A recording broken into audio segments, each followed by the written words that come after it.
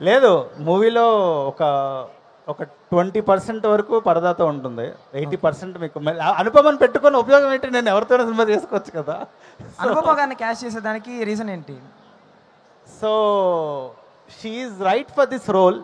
అంటే నాకు అనుపమది మీరు సినిమాల్లో కమర్షియల్ సినిమాలు చూసుంటారు, కానీ తను ఒక షార్ట్ ఫిల్మ్ చేసింది ఫ్రీడమ్ ఎట్ మిడ్ నైట్ అని. ఒకసారి యూట్యూబ్లో ఉంటే చూడండి ఆ సినిమా, ఒకవేళ చూడకపోతే. It was one of her best work.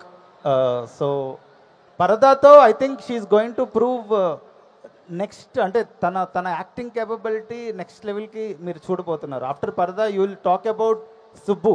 Basically చాలా చాలా చాలా ప్రాణం పెట్టింది సినిమాకి. మీకేమైనా ఈ మూవీలో స్ట్రగుల్ అనిపించే ఎపిసోడ్ ఏమైనా ఉందా?